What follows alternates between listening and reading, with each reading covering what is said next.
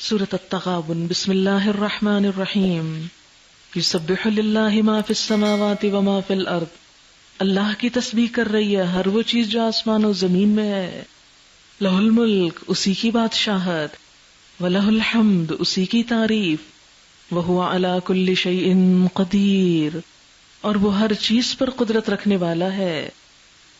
هو الذی خلقکم، اسی نے تم کو پیدا کیا ہے۔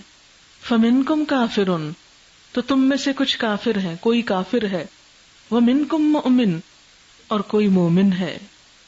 یعنی اللہ نے تو تم کو فطرت سلیم پہ پیدا کیا، لیکن تم کوئی ایمان پہ اور کوئی کفر پہ چلا گیا۔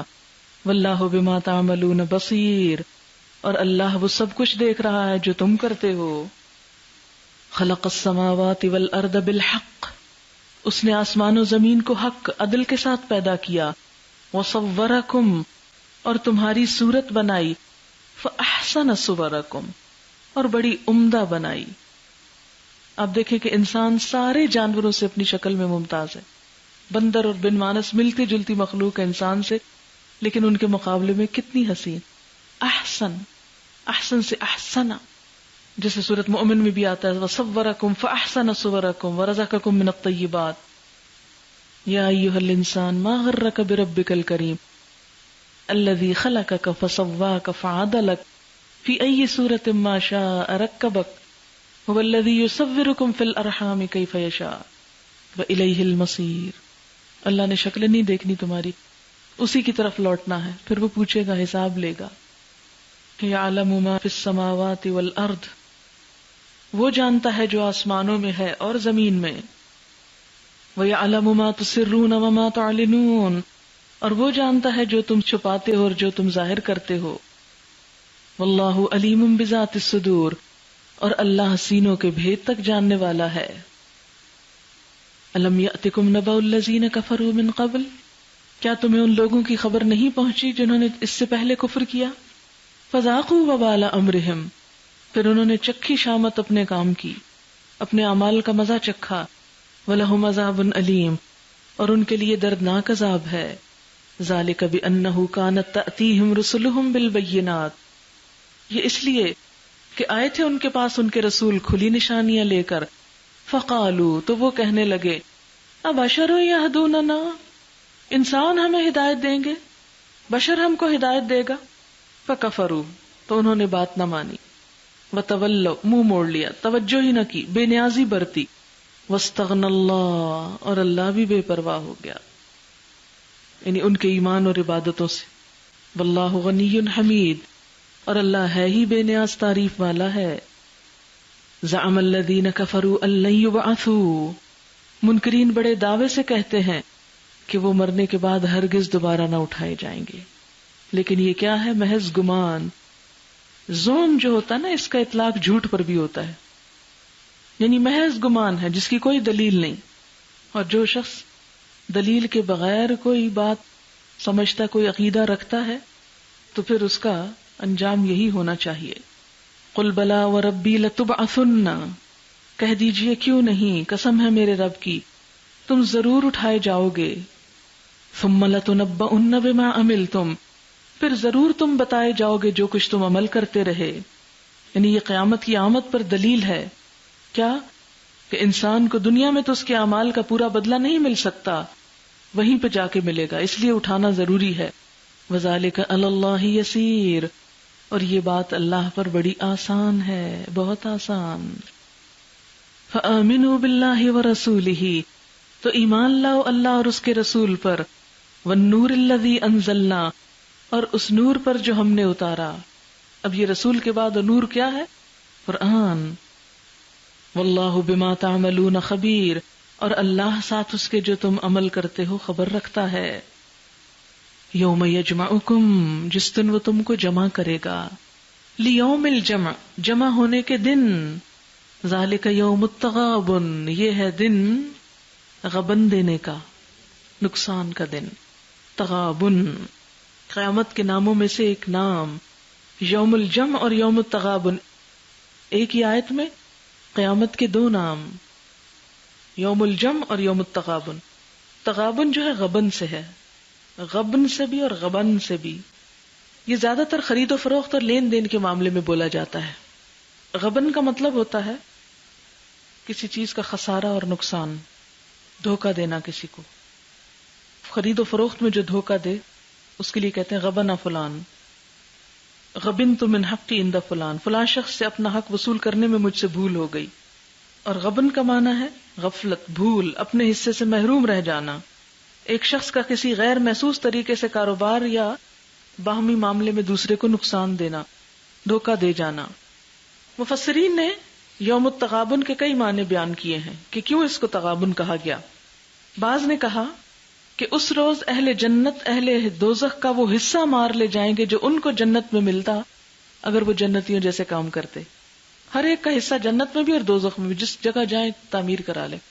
بالکل ایسے ہی ہے کہ اگر آپ کا ایک پلاٹ لاہور میں بھی اور اسلام آباد میں، جس کو چاہیں تعمیر کر لیں، گھر تو وہیں بنے گا نا جہاں تعمیر کریں گے۔ دو جگہ پلاٹ ہونے سے تو کوئی فرق نہیں پڑتا۔ تو ہر شخص کا ایک پلاٹ جنت میں ہے اور ایک جہنم میں، جہاں چاہے اپنے لیے گھر بنا لے۔ اب کیا ہوگا؟ جو لوگ جنت میں چلے جائیں گے وہ جہنمیوں کے پلاٹ بھی ضبط کر لیں گے۔ تو یہ کیا ہو گیا؟ غبن ہو گیا۔ کس کا؟ جہنم میں جانے والوں کا۔ اس کے بارے میں بخاری میں حدیث آتی ہے کہ جو شخص بھی جنت میں جائے گا اسے وہ مقام دکھا دیا جائے گا جو اسے دوزخ میں ملتا اگر وہ برا عمل کرتا، تاکہ وہ اور زیادہ شکر گزار ہو۔ جو شخص بھی دوزخ میں جائے گا اسے وہ مقام دکھا دیا جائے گا جو اسے جنت میں ملتا اگر اس نے نیک عمل کیا ہوتا، تاکہ اسے اور زیادہ حسرت ہو۔ اس سے بھی پتہ چلتا کہ دونوں جگہ پلاٹس ہیں آپ کے۔ دوسری تفسیر کہ اس روز ظالم کی اتنی نیکیاں مظلوم لوٹ لے جائے گا جو اس کے ظلم کا بدلہ ہو جائیں، یا مظلوم کے اتنے گناہ ظالم پہ ڈال دیے جائیں گے جو اس کے حق کے برابر وزن رکھتے ہوں۔ اس کے بارے میں بخاری میں آتا ہے، آپ صلی اللہ علیہ وسلم نے فرمایا، جس شخص کے ذمہ اپنے کسی بھائی پر کسی قسم کے ظلم کا بار، اسے چاہیے کہ یہیں سبق دوش ہو جائے، کیونکہ آخرت میں دینار و درہم نہ ہوں گے، وہاں اس کی نیکیوں میں سے کچھ لے کر مظلوم کو دلوائی جائیں گی، یا اس کے پاس نیکیاں کافی نہ ہو تو مظلوم کے گناہ اس پر ڈال دیے جائیں گے۔ گویا وہ نیکیاں جو کما کے لایا تھا، جس سے اس نے جنت لے لی تھی، وہ اس سے لے لی گئی، یعنی مظلوم کے پاس چلی گئی، تو اس کا غبن ہو گیا نا، نقصان ہو گیا۔ آپ صلی اللہ علیہ وسلم نے یہ بھی فرمایا کہ کوئی جنتی جنت میں اور کوئی دوزخی دوزخ میں اس وقت تک نہ جا سکے گا جب تک کہ اس کے ظلم کا بدلہ نہ چکا دیا جائے جو اس نے کسی پر کیا ہو، یہاں تک کہ ایک تھپڑ کا بدلہ بھی دینا ہوگا۔ ہم نے عرض کیا یہ بدلہ کیسے دیا جائے گا جبکہ قیامت میں ہم ننگے بچے ہوں گے؟ فرمایا اپنے اعمال کی نیکیوں اور بدیوں سے بدلہ چکانا ہوگا۔ کیسے بیٹھ کے آرام سے غیبت کرتے رہتے ہیں لوگوں کی۔ اور وہ حدیث کتنی مشہور ہے، آپ نے فرمایا تم جانتے ہو مفلس کون ہے؟ تو لوگوں نے عرض کیا مفلس وہ ہوتا ہے جس کے پاس مال متاع کچھ نہ ہو۔ فرمایا میری امت میں مفلس وہ ہے جو قیامت کے روز نماز، روزہ، زکوٰۃ ادا کر کے حاضر ہوا مگر اس حال میں آیا کہ کسی کو اس نے گالی دی، کسی پر بہتان لگایا، کسی کا مال مار کھایا، کسی کا خون بہایا، کسی کو مارا پیٹا، پھر ان سب مظلوموں میں سے ہر ایک پر اس کی نیکیاں لے کر بانٹ دی گئیں، اور جب نیکیوں میں سے کچھ نہ بچا جن سے اس کا بدلہ چکایا جاتا تو ان میں سے ہر ایک کے کچھ کچھ گناہ لے کے اس پہ ڈال دیے گئے اور وہ شخص دوزخ میں پھینک دیا گیا۔ ایک اور حدیث میں ہے، آپ صلی اللہ علیہ وسلم نے فرمایا کسی مجاہد کے پیچھے اگر کسی شخص نے اس کی بیوی اور اس کے گھر والوں کے معاملے میں خیانت کی تو قیامت کے روز اس مجاہد کے سامنے کھڑا کر دیا جائے گا اور اس کو کہا جائے گا اس کی نیکیوں میں سے جو کچھ تو چاہے لے لے۔ یعنی ایک مجاہد جہاد کرنے گیا ہوا ہے، پیچھے سے اس کی بیوی کو بہلا پسلا لیا یا یہ کہ اس کے مال میں کچھ خیانت کر لی، تو قیامت کے دن کیا ہوگا؟ مجاہد سے کہا جائے گا اس کی نیکیوں میں سے جس نے تیرے گھر میں خیانت کی تو کیا کر، جو چاہے لے لے۔ پھر حضور صلی اللہ علیہ وسلم نے ہماری طرف متوجہ ہو کر فرمایا پھر تمہارا کیا خیال ہے، یعنی تم کیا اندازہ کرتے ہو اس کے پاس کیا چھوڑے گا؟ ایک اور تفسیر تغابن کی یوں کی گئی کہ تغابن کا لفظ چونکہ تجارت کے معاملے میں بولا جاتا ہے تو اللہ نے دنیا کس لیے دی تھی کہ ہم تجارت کریں نا، اور جو شخص دنیا میں نیکی کی تجارت کرے گا، نیکی کماتا چلا جائے گا تو قیامت تک اس کی نیکیاں بڑھتی چلی جائیں گی، اور اس طرح اس نے اپنے جان، مال، جسم، ہر چیز سے کیا کیا؟ ایک فائدہ اٹھایا۔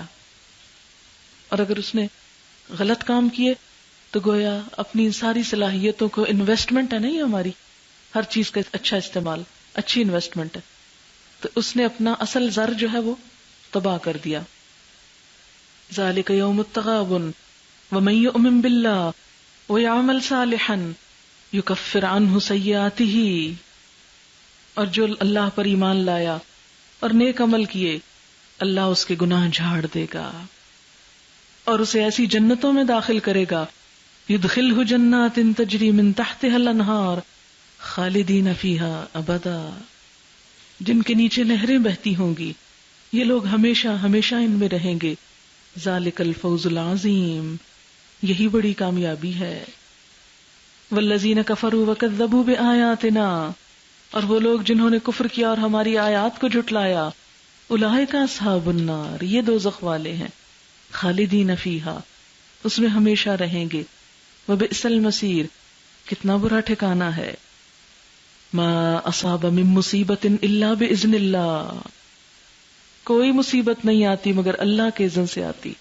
جسے پیچھے بھی پڑھا نا آپ نے سورۃ الحدید میں، تو اللہ تعالیٰ فرماتے ہیں اس سے پہلے کہ ہم اسے لائیں ہم پہلے سے ہی لکھ چکے ہوتے ہیں. ایسے موقع پر مصیبت آنے پر وَمَن يُؤْمِن بِاللَّهِ يَهْدِ قَلْبَهُ، جو اللہ پر بھروسہ کرے گا اللہ اس کے دل کو ہدایت دے گا، دل ٹھنڈا رہے گا، پرسکون رہے گا، سیدھے راستے پہ چلے گا. کوئی اللہ سے بدگمانی نہیں، کوئی حسرت نہیں، کوئی یاس نہیں، کوئی کاش کا دروازہ نہیں. کیونکہ کہتے ہیں نا جب انسان کاش کہتا ہے کاش یہ نہ ہوتا، کاش وہ نہ ہوتا، تو شیطان کو داخل ہونے کا رستہ مل جاتا ہے، پھر آگے آ کے شیطان بہکاتا چلا جاتا ہے.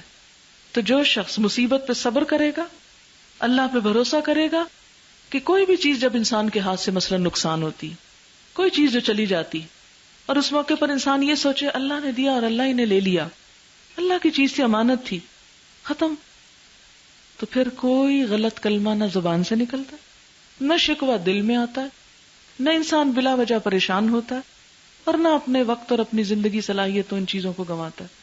یہدی قلبہ، اور دل ہدایت پا جائے تو سارا عمل درست ہو جاتا ہے. واللہ بکل شیء علیم، اور اللہ ہر چیز کو جاننے والا ہے. وَأَطِیعُوا اللَّهَ وَأَطِیعُوا الرَّسُولَ، اطاعت کرو اللہ کی اور اطاعت کرو رسول کی. فَإِن تَوَلَّيْتُمْ، اور اگر تم اطاعت سے منہ موڑتے ہو، فَإِنَّمَا عَلَىٰ رَسُولِنَا الْبَلَاغُ الْمُبِينُ، تو ہمارے رسول کے ذمہ کھلم کھلا پہنچا دینا ہے. اللہ لا الہ الا ہو، اللہ وہ ہے جس کے سوا کوئی خدا نہیں. وعلی اللہ فلیتوکل المؤمنون، اور اللہ پر چاہیے کہ توکل کرے مومن، یعنی رسول اور اس کے ماننے والے اللہ پہ بھروسہ کر کے آگے بڑھیں، کیونکہ اللہ کا کام ہے، اللہ ہی کے حوالے کریں، اللہ ہی مدد کرے گا. یا ایھا الذین آمنوا ان من ازواجکم واولادکم عدوا لکم فاحذروہم، اے لوگو جو ایمان لائے ہو، تمہاری بیویوں اور تمہاری اولاد میں سے بعض تمہارے دشمن ہیں، دشمن، میٹھے دشمن. وَإِن تَعْفُوا وَتَصْفَحُوا وَتَغْفِرُوا، اگر معاف کر دو، عفو درگزر سے کام لو، معاف کر دو، بخش دو، تو اللہ بھی غفور الرحیم ہے.